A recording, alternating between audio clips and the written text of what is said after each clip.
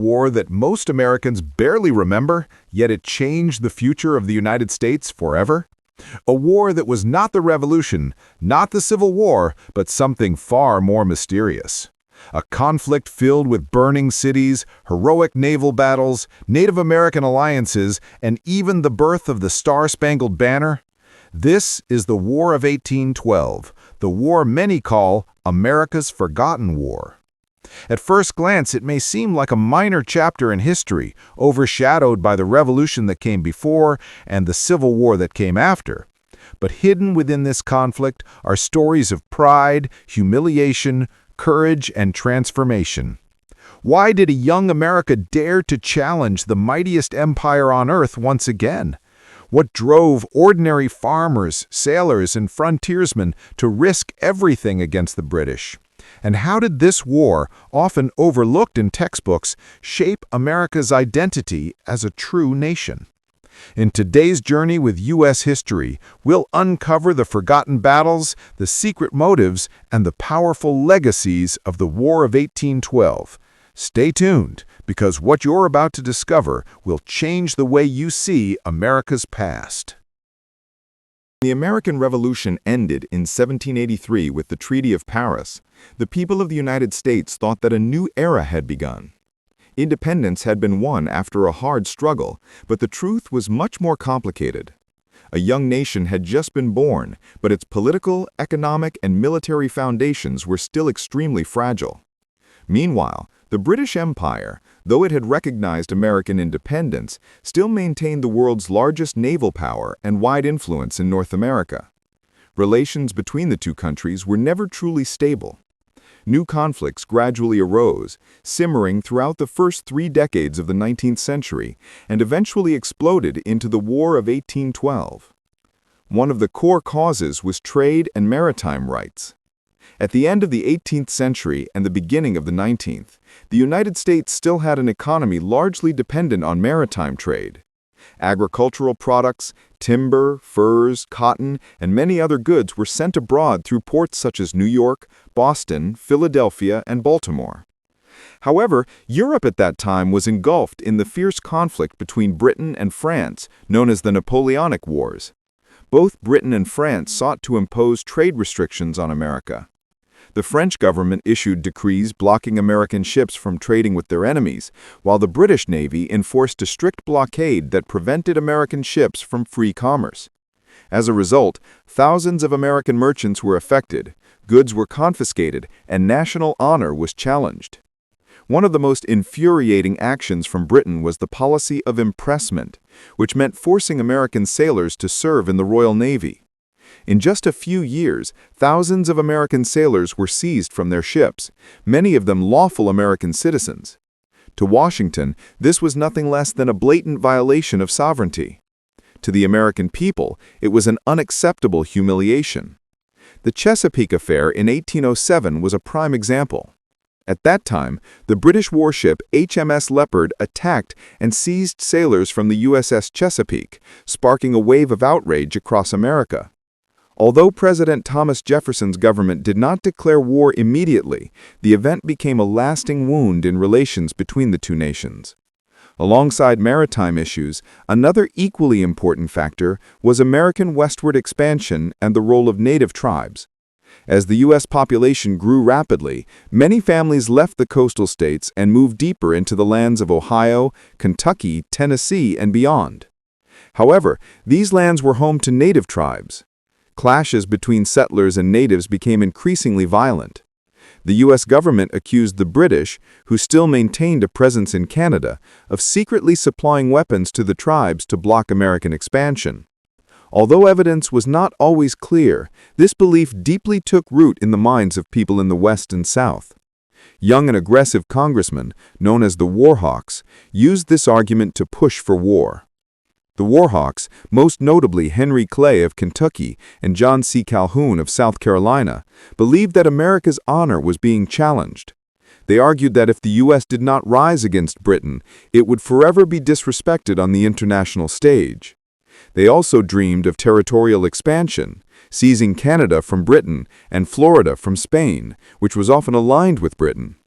To them, war was not only about defending maritime rights, but also an opportunity to assert the power of the young American nation. Adding to this were internal political tensions.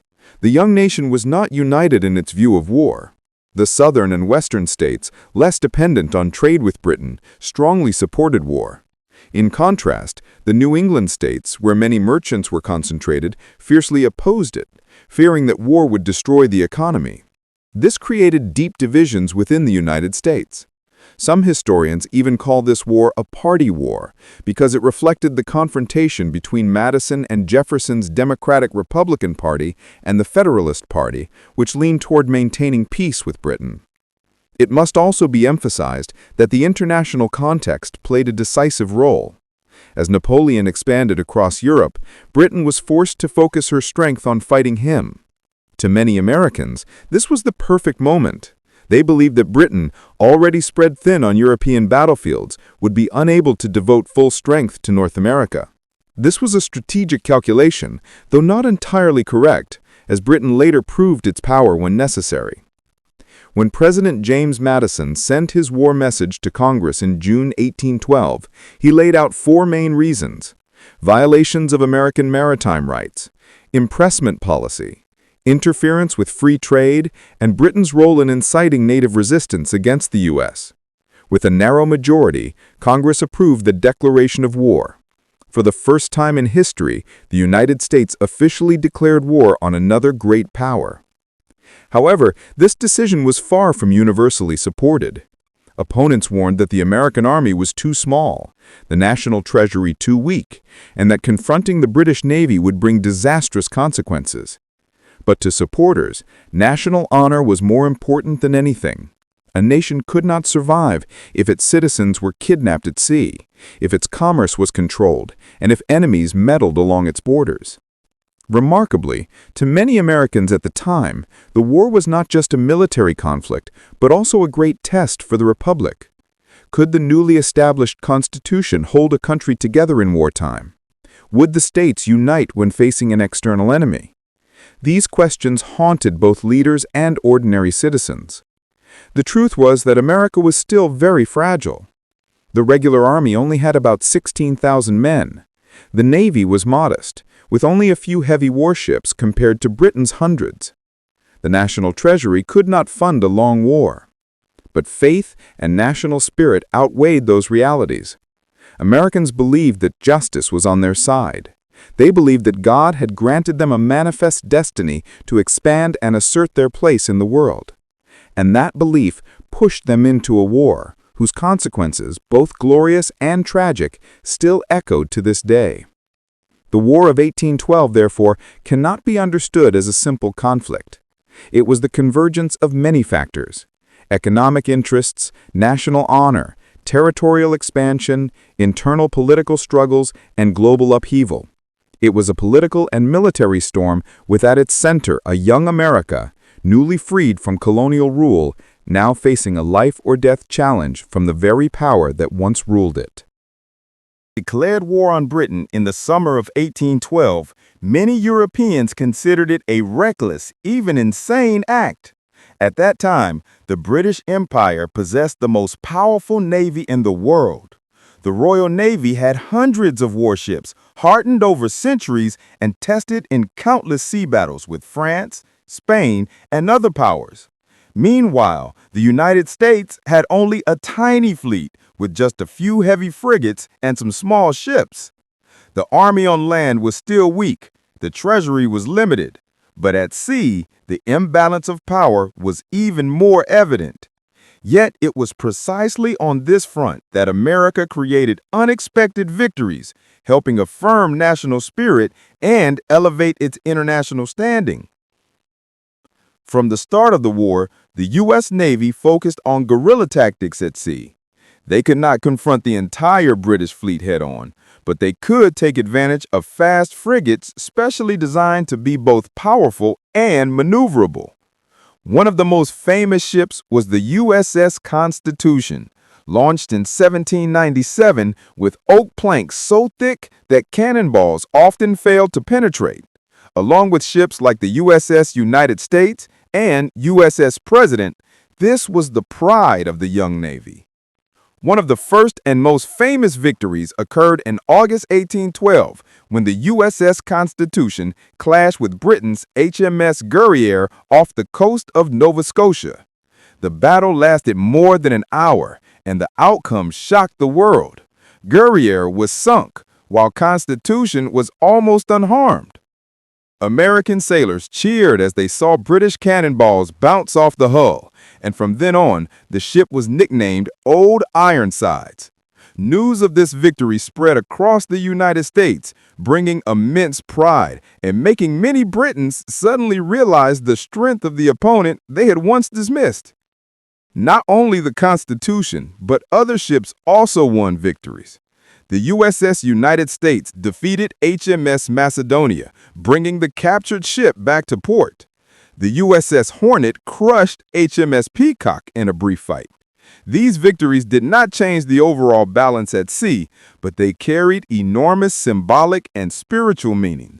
A small nation had dared to face and defeat the Navy that once dominated the globe. In addition to the regular Navy, the United States also relied on privateers. These were commercial ships licensed by the government to attack and plunder enemy merchant vessels. Throughout the war, hundreds of American privateers set sail, hunting British cargo ships. Although not as well trained as the regular Navy, privateer sailors were highly motivated, since captured goods meant huge profits. Many British merchant ships were seized. Millions of dollars worth of goods were lost, putting pressure on British merchants and shaking confidence in the absolute safety of shipping under the Union Jack. However, the Royal Navy was not easily defeated. After the initial shocks, Britain quickly adjusted its strategy. They imposed strict blockades along the American coastline. Most important ports from New England to the Gulf of Mexico were tightly monitored. American ships found it extremely difficult to reach the open ocean, and international trade was nearly paralyzed. While privateers could still slip through in some areas, much of the American economy fell into crisis. Goods piled up, exports plummeted, and prices soared. In particular, the northern states that relied on trade suffered heavily, increasing opposition to the war. In addition, some other symbolic naval battles also took place during this period. The USS Essex, under Captain David Porter, ventured deep into the Pacific, hunting British whaling ships and disrupting global commerce. Though Essex was eventually defeated at Valparaiso in 1814, its bold campaign demonstrated America's ability to carry the war beyond the continent. Similarly, the USS Constitution continued to make its mark, defeating HMS Java off the coast of Brazil, further strengthening its legendary reputation. The naval war was not only a series of clashes, but also a struggle of economics and psychology. Britain believed that with its overwhelming superiority, it could strangle the American economy and force the nation to surrender. Meanwhile, America relied on small but resounding victories to inspire unity and prove the value of its newly won independence. These two strategies constantly clashed, creating a complex and contradictory picture. In addition, battles on the Great Lakes were also an important part of the naval war. Although not fought on the open ocean, this was still a decisive naval front. On Lake Erie, the American fleet under Oliver Hazard Perry won a decisive victory in 1813. When the battle ended, Perry sent his famous message, "We have met the enemy, and they are ours." This victory gave America control of Lake Erie, secured the northwest frontier, and opened the way for an invasion of Canada. But the devastation of the prolonged blockade could not be denied. Once bustling port cities became silent. Fishermen, merchants, and sailors were unemployed, and families fell into hardship. Many began to see the war as a mistake. In New England, Some politicians even organized the Hartford Convention in 1814 to discuss the possibility of seceding from the Union, believing that regional interests were being sacrificed for the South's and West's dreams of territorial expansion. For Britain, the naval war with America was only a small part of the colossal struggle against Napoleon, yet they still valued maintaining naval supremacy.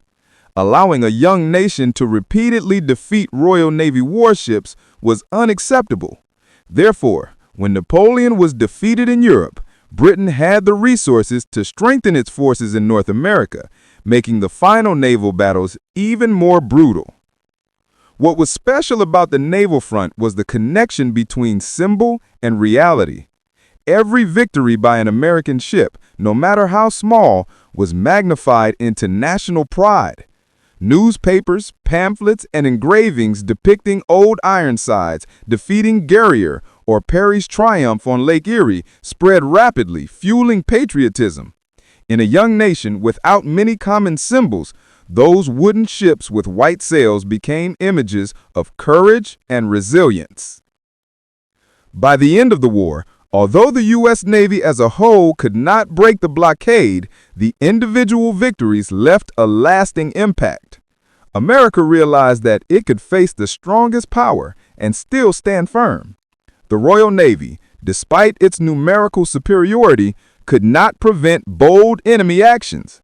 The international prestige of the United States was elevated, no longer a weak country needing protection, but a new force on the world stage. Moreover, the experience of the war pushed America to think more seriously about the role of the Navy. If just a few frigates could bring glorious victories, then a stronger fleet would surely be the key to protecting national interests. In the following decades, the U.S. naval tradition continued to grow, and the legacy of 1812 to 1815 was considered the foundation of future sea power. Looking back, the naval battles of the War of 1812 were not merely military clashes. They were a test of national pride, a place where a young nation proved its mettle, and also where legendary stories were written. From the invincible old Ironsides, to the daring privateers, to the flag still flying over Fort McHenry, all became part of collective memory. On the vast ocean, America learned that honor, will, and faith could help it overcome even the challenges that once seemed impossible. War of 1812. Many often recall the battles at sea, where wooden ships like the USS Constitution left their mark in history. But it was the land front where the war became most complex, most brutal, and left the longest-lasting consequences. On land, the United States not only faced the British Army in Canada, but also confronted another reality. The native tribes, who had lived on these lands for thousands of years, became a decisive factor in the entire conflict.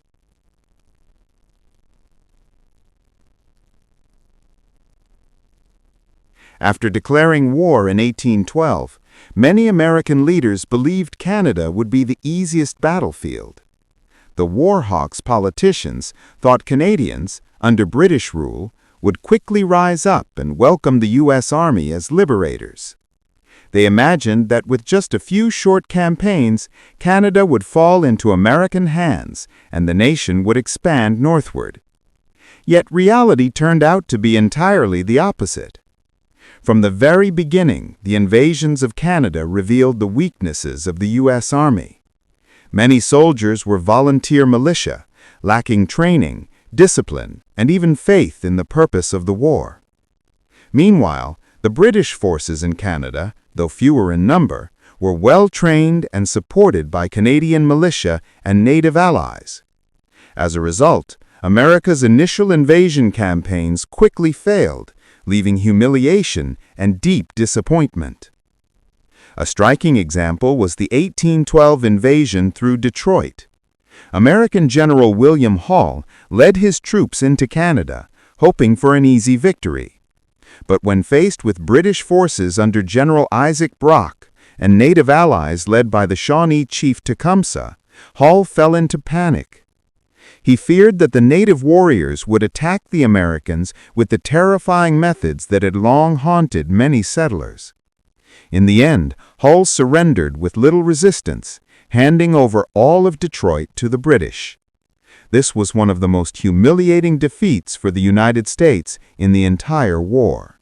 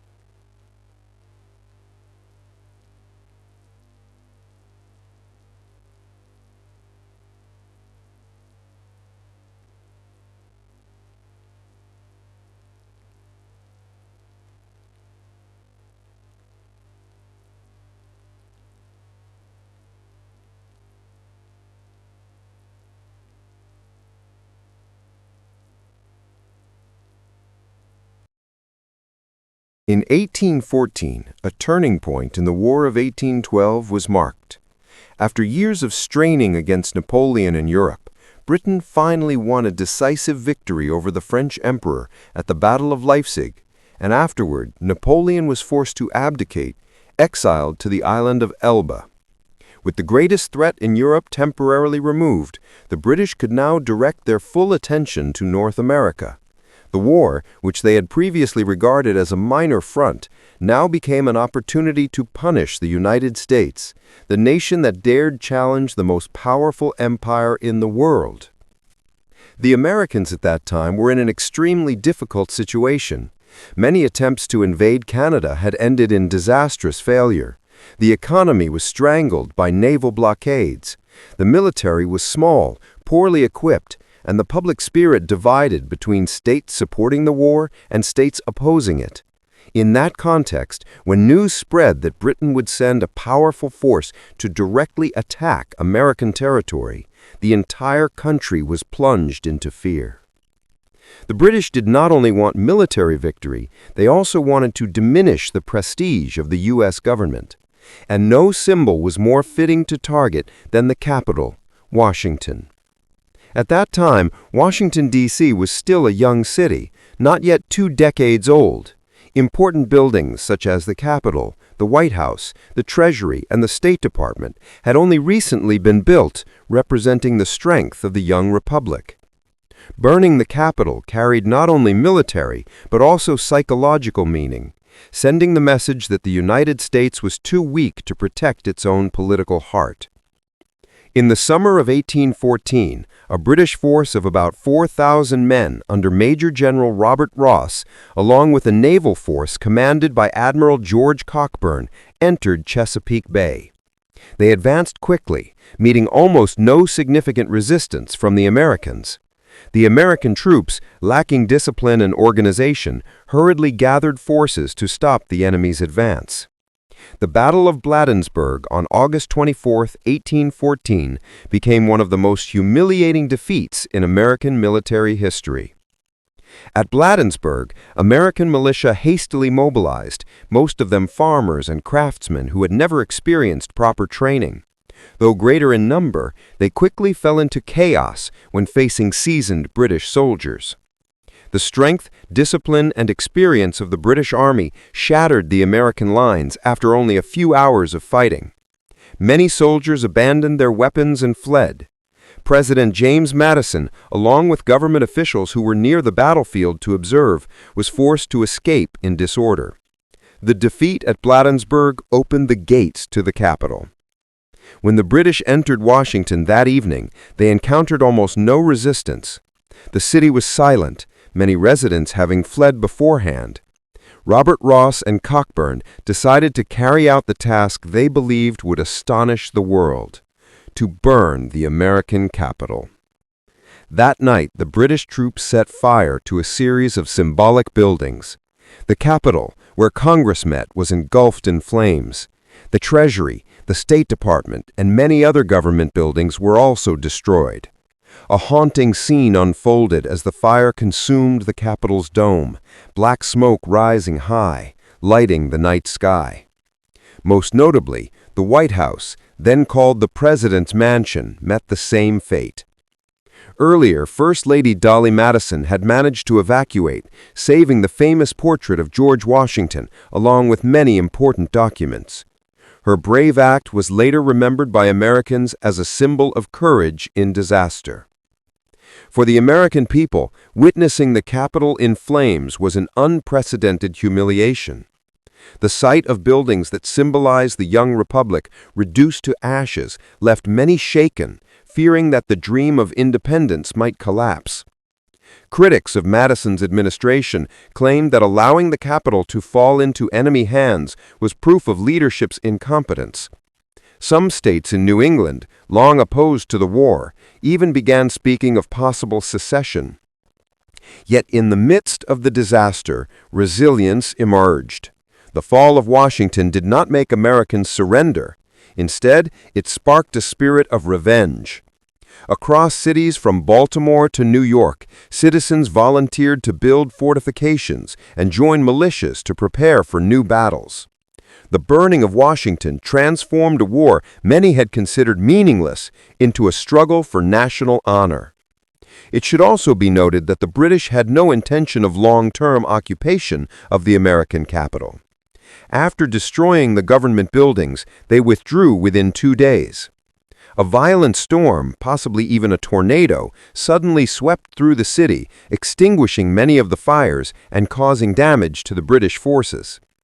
Americans later called it the miracle storm, believing it was a sign from God helping them through their darkest hour. However, the damage was done and the psychological wound was deep. For many Americans, seeing the White House and Capitol reduced to ashes was like witnessing the symbol of liberty trampled upon. But instead of collapsing, the national spirit flared stronger. Many newspapers wrote that from the ashes of Washington would rise an America more resilient than ever. The British perhaps did not expect that the very act of destroying the Capitol would unite Americans. Before, the war had been viewed by many as a pointless adventure, a political mistake. But after Washington was burned, disputes temporarily subsided. People, even in regions that had opposed the war, now felt insulted and were ready to support the government's resistance. Internationally, the burning of Washington drew much attention. Britain's rivals saw that even at the height of its power, the empire was willing to use force to punish a small nation.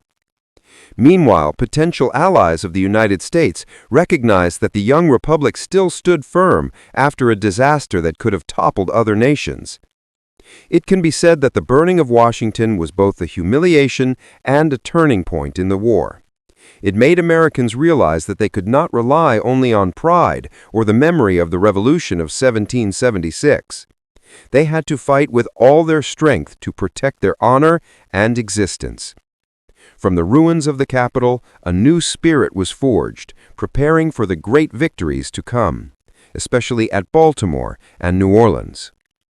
When the flames died and the smoke cleared, Washington was left as heaps of rubble and charred stone columns. But from the ashes, the United States did not fall. The Capitol was rebuilt, the White House restored, and the Capitol rose again, more magnificent than before. Americans regarded this reconstruction as a declaration that the young nation would never be erased. Today, when people recall the fire of Washington in 1814, they remember not only the humiliation, but also the resilience. It stands as proof of a nation's ability to endure hardship. That event became a tragic yet proud chapter in history, reminding that even in the darkest moments, from the ashes can rise the will and strength to rise again. Ravaged by the flames of the British Army, the spirit of the American people fell into a state of both fury and despair. The young capital of the nation being occupied and burned left a deep wound in the hearts of the people. The symbolic buildings of the Republic, the Capitol, the White House, the Treasury, were now only piles of ashes. To many, it seemed a sign foretelling the collapse of the American dream. But from those very ashes, a new determination arose. The people refused to submit. They believed there was still a chance to prove to the world that America would not be easily subdued. And that chance came at Baltimore. Baltimore, in 1814, was not only an important port city, but also an economic and spiritual center of the country. It was home to a renowned shipyard and birthplace of the swift privateer vessels that had terrified British merchant ships on the Atlantic. The British fully understood Baltimore's importance. If they captured this city after burning Washington, they could cripple America's spirit of resistance, forcing the United States to surrender in humiliation. For this reason, after sowing terror in the capital, they turned north, preparing to strike Baltimore. The people of Baltimore understood they were the next target. Without waiting, they began building a defensive system. Thousands of citizens, from craftsmen to farmers, from merchants to students, took up shovels and picks, working together to erect fortifications and trenches. The city became a massive fortress defended by Fort McHenry, a five-pointed star-shaped brick stronghold at the harbor entrance. This fort played a crucial role, for if it fell, British warships could sail directly into Baltimore and rain fire upon the city. On September 12, 1814, the mighty British fleet appeared offshore. Dozens of warships with hundreds of cannons entered Chesapeake Bay, carrying thousands of seasoned soldiers. They were determined to retaliate and extinguish the flame of resistance of young America. The first attack began on land at North Point, where British troops landed and advanced toward Baltimore. But here, Americans showed their spirit of defiance. Though outnumbered, the Maryland militia fought fiercely. In this battle, the British commander, General Robert Ross, was shot dead. His death was a major shock, lowering British morale and throwing command into disorder. This was the first sign that the attack on Baltimore would not be as easy as the British had imagined. While fierce fighting raged on land, offshore, British warships began bombarding Fort McHenry. The bombardment lasted for 25 relentless hours, from September 12th until dawn on the 14th. The night sky over Baltimore was lit with the flashes of exploding shells, the thunderous noise echoing across the harbor, shaking the ground. The people in the city held their breath, for their fate rested entirely on this small fort. If Fort McHenry fell, all of Baltimore would be destroyed like Washington. It was in this context that one man witnessed and left behind an immortal symbol. Francis Scott Key, a young lawyer, had boarded a British ship to negotiate the release of an American prisoner. While he was there, the bombardment began, and Key was forced to remain on board, unable to return to shore. From the ship, he gazed upon a terrifying sight: hundreds of shells, incendiary bombs, and rockets raining down on Fort McHenry. Throughout the long night, he and those on the ship watched anxiously, wondering whether the fort could withstand the onslaught. Francis Scott Key later described his feelings that night. Every time the explosions lit up the sky, he strained his eyes to see if the American flag still flew over the fort. To him, that flag was the only proof that the city had not surrendered, that Americans were still fighting. At times, smoke and fire obscured everything. All through the long night, fear gnawed at him, for if the fort fell, the flag would be lowered and replaced by the British flag. But when dawn broke and the smoke cleared, Francis Scott Key beheld a sight that set his heart ablaze. Over Fort McHenry, the massive American flag still waved proudly in the wind. Despite enduring a night of relentless bombardment, the fort had not fallen. American soldiers had stood firm, protecting Baltimore's gates. The British, unable to pierce the defenses, were forced to retreat. That moment was forever etched in Francis Scott Key's memory. On a scrap of paper, he hastily wrote verses capturing the surge of emotion he felt upon seeing the flag still flying after the dreadful night. That poem was titled "The Defense of Fort McHenry." Later, it was set to music and became known as the Star-Spangled Banner. Over time, it was adopted as the official national anthem of the United States, sung in the nation's most sacred moments. The Battle of Baltimore was not only a military victory, but also a profound moral triumph. Americans had seen their capital burned, yet at Baltimore, they proved that they could stand firm against the overwhelming might of the British Empire. The image of the flag over Fort McHenry became a symbol of resilience, of the indomitable spirit of a young nation. Notably, this battle also revealed the power of unity among the people. It was not only the regular army, but also militia, workers, farmers, and ordinary citizens who took part in defending the city. Baltimore became a living proof that this war was not only the government's or the army's, but the entire American people's. That unity was what allowed the city to hold firm, making Baltimore a symbol of the country's spirit of resistance. After the failure at Baltimore, British ambitions were forced to stall. They realized that the American spirit of resistance could not be easily crushed by military force alone. Meanwhile, this victory gave America great confidence, affirming that they could not only survive after their capital was burned, but also seize back the initiative in the war. The image of Francis Scott Key watching the flag fly over Fort McHenry remains retold as one of the most moving moments in American history. It encapsulates the spirit of the war, a war not only to defend territory, but also to affirm belief in the identity and endurance of a nation. Strategically, the Battle of Baltimore marked a turning point. The British gradually lost their advantage, while America gained prestige and moral strength. It was an important stepping stone leading to subsequent events, especially the Battle of New Orleans, where Andrew Jackson would make his historic mark. But above all, the lasting legacy of the Battle of Baltimore is the Star-Spangled Banner, an immortal testament that even in the darkest night, a nation's hope can still shine bright.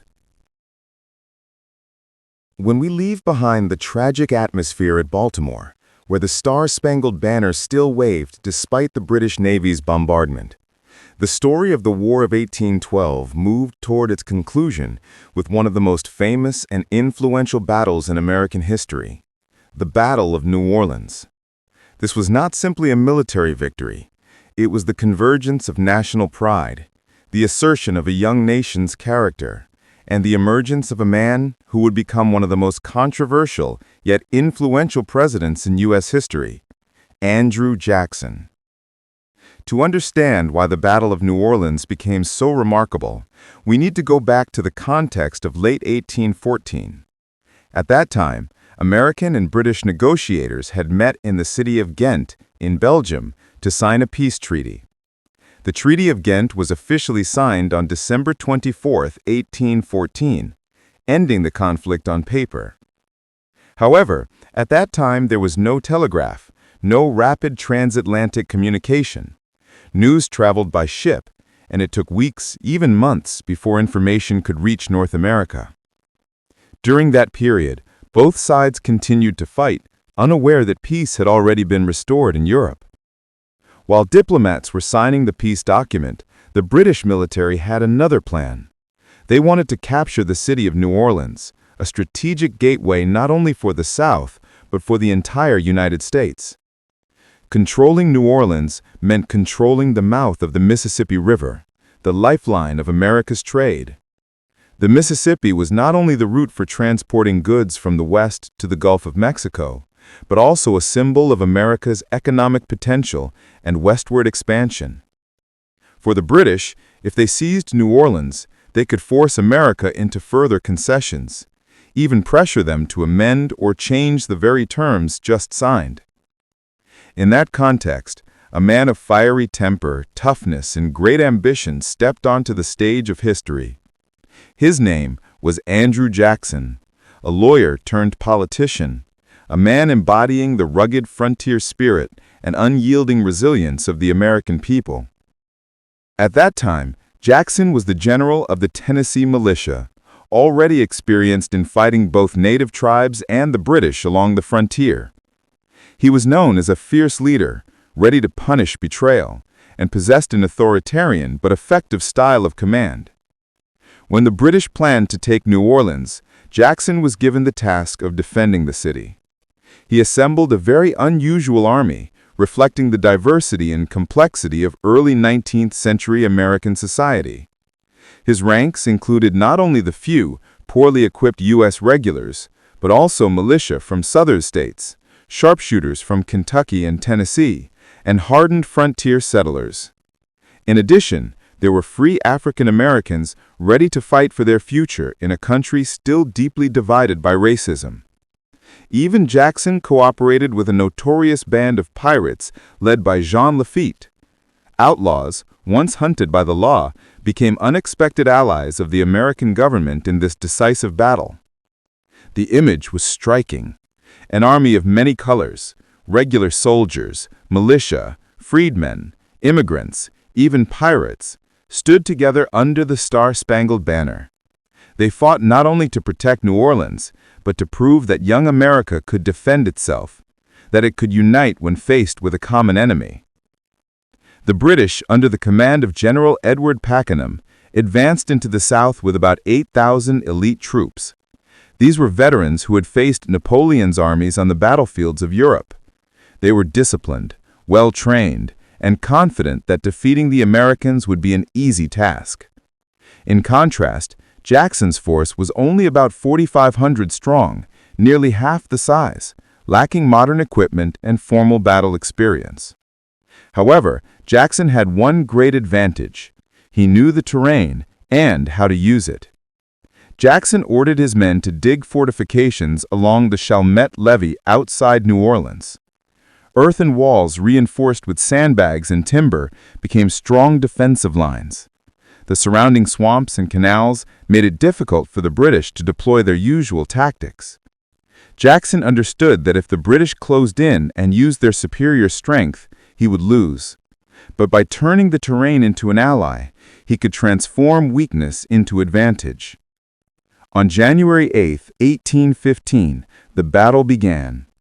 At dawn, fog covered the Chalmette fields as the British launched their assault. They believed their overwhelming power and combat experience would easily break through the American defenses. But as soon as they came within range, fire erupted from Jackson's fortifications. Sharpshooters from Kentucky and Tennessee picked off enemy ranks. American artillery, supported by cannons supplied by Jean Lafitte, poured fire into the British lines. The battle quickly turned into a disaster for the British. They could not advance through the mud and levees. Their dense formations became easy targets for American rifles and cannons. General Pakenham, the British commander, was struck down and killed on the battlefield. His death shattered the morale of his troops.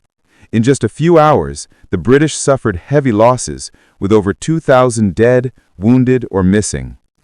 Meanwhile, American losses numbered only a few dozen.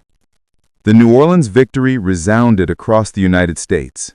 The people, worn down by shortages and disappointment throughout the war, now witnessed an overwhelming triumph against Britain's mighty forces. Andrew Jackson immediately became a national hero. He was praised as the savior of the South, the defender of New Orleans, and above all, the embodiment of American courage. Ironically, as mentioned, this battle occurred after the peace treaty had already been signed.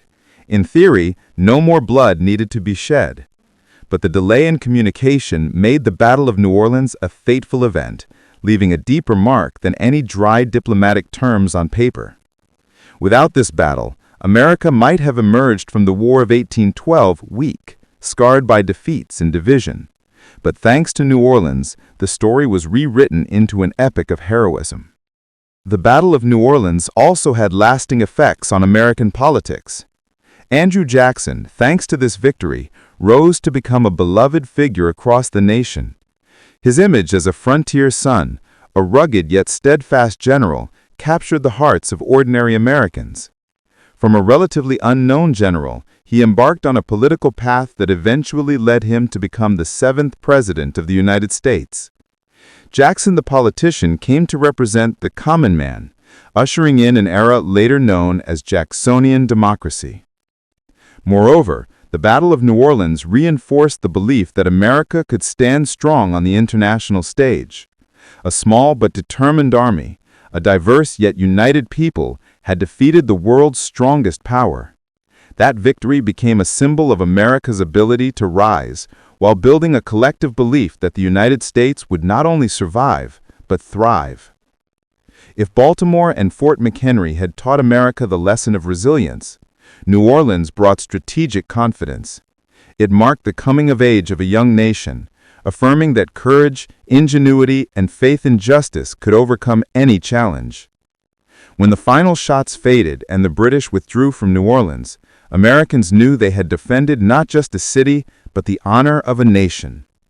And from the ashes of Washington, from the proud flag flying over Fort McHenry, to the blazing triumph at New Orleans, the War of 1812 had woven a new story for the United States. A nation resilient, unyielding, and ready to continue its journey on the world stage. It had just fallen silent, while the American people were still intoxicated with victory. On the other side of the Atlantic, diplomats had completed the peace agreement. The Treaty of Ghent was signed on December 24, 1814, in a peaceful city in Belgium.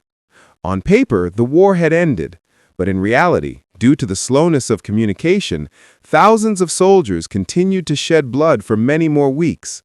The Battle of New Orleans took place in that context, making it a symbolic victory far beyond any diplomatic terms.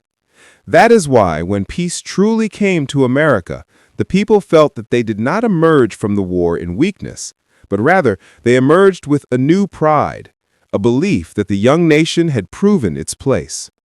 The first thing to emphasize is that the Treaty of Ghent did not change the political map of North America. Not a single inch of land was exchanged between the two sides. Britain's initial demands, such as establishing a buffer zone for native tribes in the West, were rejected. The objectives the United States had once set when declaring war, such as completely ending the impressment of American sailors into the British Navy, were also not explicitly addressed. In theory, the treaty only restored the two nations to the status quo before the war. For this reason, many historians once called the War of 1812 a useless war. But that label does not capture the full depth and weight of the legacy the war left behind. For Britain, the war in North America was only a small part of a much larger picture. The empire had devoted nearly all its strength to its confrontation with Napoleon in Europe. When Napoleon was defeated and exiled to Elba, the British were finally able to send more troops to America. But immediately after the peace was signed, their attention quickly turned back to the European continent, where political upheavals continued to unfold. In the eyes of the British, the War of 1812 was merely a sideshow, a conflict too small to alter the global balance. For them, it was neither a defeat nor a victory, but simply a short chapter in the long series of Napoleonic wars. In contrast, for Americans, the war carried far deeper meaning. First, it confirmed that the United States was no longer a weak, easily threatened nation, but a people ready to rise against the strongest naval superpower in the world. Early defeats, such as the failed invasions of Canada, were redeemed by resounding victories at sea and on land, particularly at Baltimore and New Orleans. These victories not only brought pride to the people, but also strengthened confidence in the young political system. A nation once divided between supporters and opponents of the war now had a new glue to bind it together. One of the most prominent legacies of the war was the formation of American national identity. Before 1812, many citizens still saw the United States as a loose collection of states, lacking real unity. But when faced with the threat of losing sovereignty, when the capital was burned, when ordinary people from many walks of life took up arms to defend their homeland, the spirit of being American began to take clear shape. The song Francis Scott Key wrote while watching the flag wave over Fort McHenry became the Star-Spangled Banner, an unofficial national anthem for decades before being officially recognized in 1931. From the battlefield of Baltimore, from the flames of war, an enduring national symbol was born. The war also paved the way for the rise of new political figures. Andrew Jackson, thanks to his victory at New Orleans, became a national hero. His career took off from there, leading to his election as president in 1828. Jackson not only brought fresh energy to politics, but also shaped an entire era, the Age of Jackson, with many changes in democracy, the economy, and policies toward native tribes. Jackson's rise showed that from the ashes of war could emerge figures who would reshape the nation's history. However, the war's legacy was not all glory. For native tribes, it was a tragic turning point. Many tribes, under Tecumseh's leadership, had allied with the British, hoping to halt the American advance westward. They fought not only to defend their land, but also to preserve their way of life, culture, and very existence. But when the war ended, the British quickly withdrew, abandoning their native allies. Tecumseh's death at the Battle of the Thames was not only a military loss, but also the collapse of the dream of a tribal confederacy strong enough to resist the Americans. After 1815, America's westward expansion accelerated more than ever, and the fate of the native peoples grew increasingly tragic. Another legacy, less visible but extremely important, was the transformation of the economy and industry. During the years of the British blockade, American ports were nearly paralyzed. International trade was disrupted, and imported goods became scarce. Yet this hardship forced Americans to produce more themselves, from textiles to iron to weapons. The result was that after the war, America's young industries began to develop rapidly, laying the foundation for later industrialization. One could say that the pressure of the war forced America to become more self-reliant and economically mature. The war also left a deep imprint on political psychology. The Federalist Party, which had opposed the war and even held the Hartford Convention to voice discontent, was branded as treasonous in the eyes of the public once peace and victory arrived. As a result, the party quickly declined and disappeared from the political stage within a few years. In contrast, Madison and Jefferson's Democratic-Republican Party gained prestige, paving the way for a period called the Era of Good Feelings, when there was virtually no strong opposition in politics. From a diplomatic perspective, the War of 1812 also created an important turning point. Although the Treaty of Ghent did not directly resolve issues such as impressment or neutral rights at sea, in reality, once the Napoleonic Wars ended, Britain had no motivation to continue those policies. This meant that, indirectly, America had achieved its goals. Relations between Britain and the United States after 1815 gradually shifted from confrontation to détente, then to cooperation.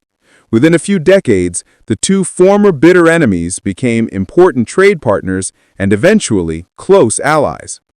It can be said that the greatest legacy of the War of 1812 lies in the fact that it proved the United States was not merely a bold political experiment, but a truly vital nation. Skeptics in Europe, who once believed the United States would soon collapse under the weight of internal conflict, now had to recognize that America had stood firm under trial. A nation whose capital had been burned, that had endured humiliating defeats, still held its head high, won decisive battles, and emerged from the war with stronger confidence than ever before. If the American Revolution had given birth to a nation, then the War of 1812 forged that nation's identity and will.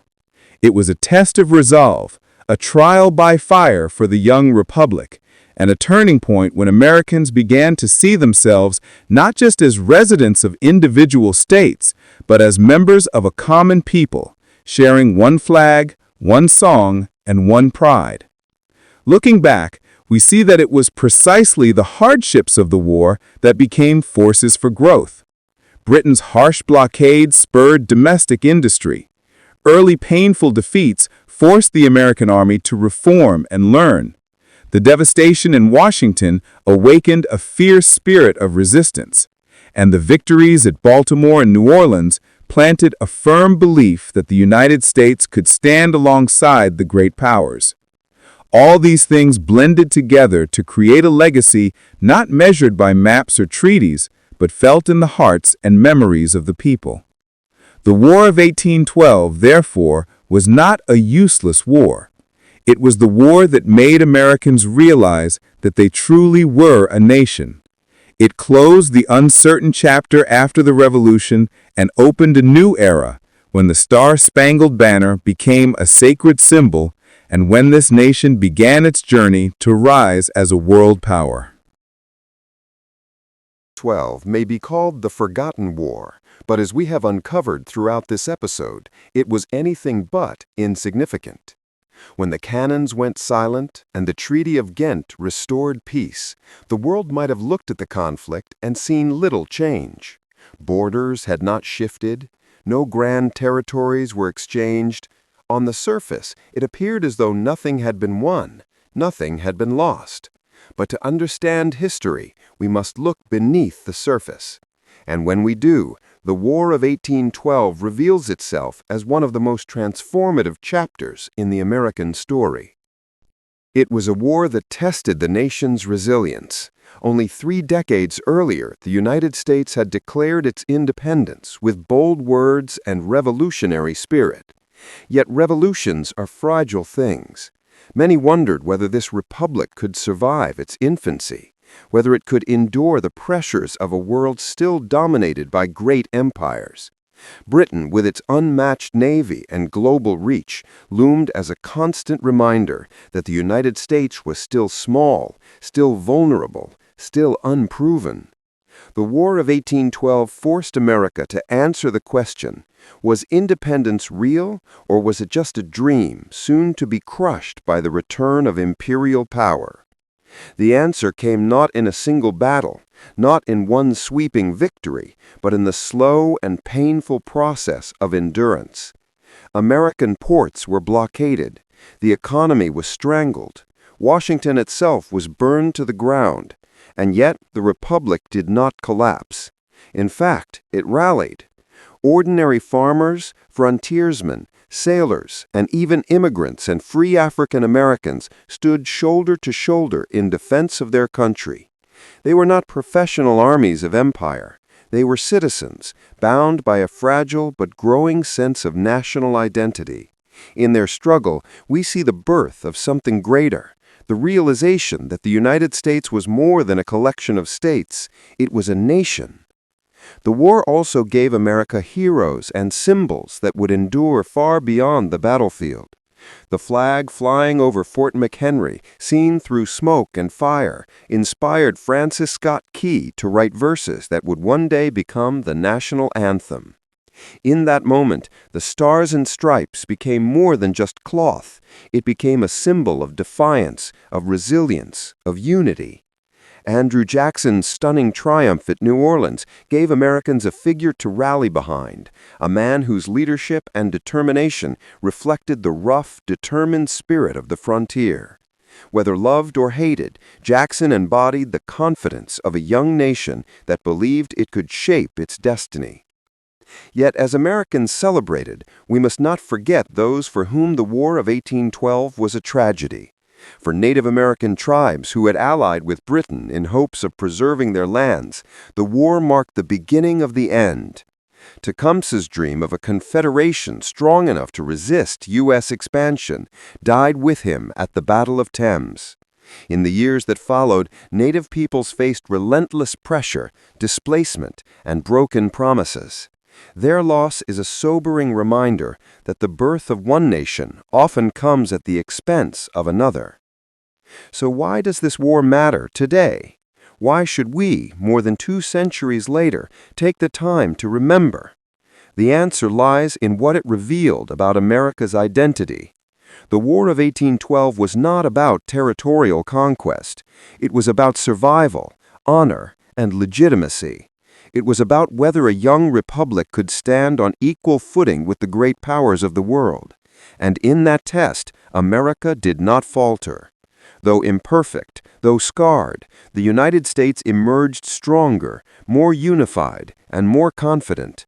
It is no exaggeration to say that without the War of 1812, the American story of the 19th century, the era of westward expansion, of industrial growth, of eventual dominance, might have unfolded very differently. But there is another reason to remember.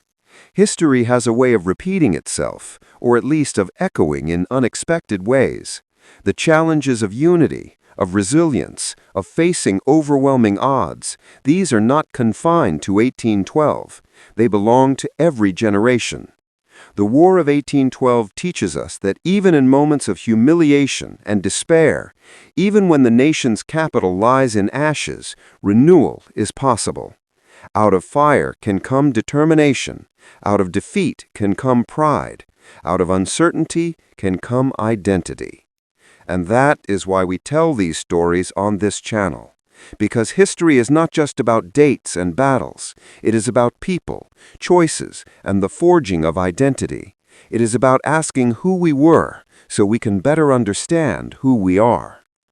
As we close today's episode, I invite you to reflect on this forgotten war. What surprised you the most about the War of 1812?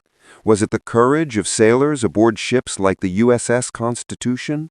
Was it the haunting image of Washington in flames? Was it the vision of Tecumseh, whose dream for his people ended too soon? Or was it the sight of the American flag still flying above Fort McHenry, inspiring the words that millions sing today? We want to hear from you. Share your thoughts in the comments below.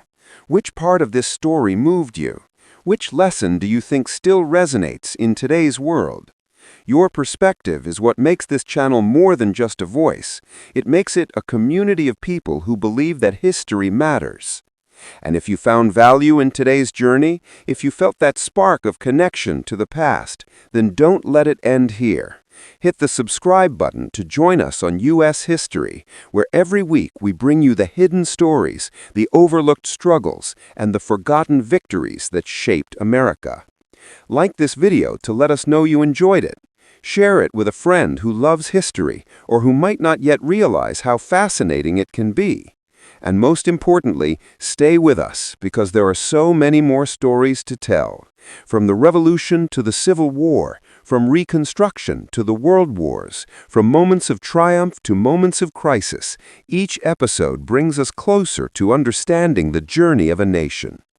The War of 1812 began with uncertainty and ended with resilience. It began with humiliation and ended with pride. It began with questions and ended with answers. And though it may not be remembered with the same passion as the Revolution or the Civil War, it deserves its place in the American story. For it was in that war, through fire and ash, through song and sacrifice, that America proved it was here to stay. This is the story of a forgotten war, but it is also the story of a nation's rebirth. Thank you for watching, and thank you for being part of this journey through history. Until next time, this is U.S. History, reminding you that the past is never truly gone. It lives within us, shaping our future. Don't forget, like, comment, and subscribe, and together, let's keep history alive.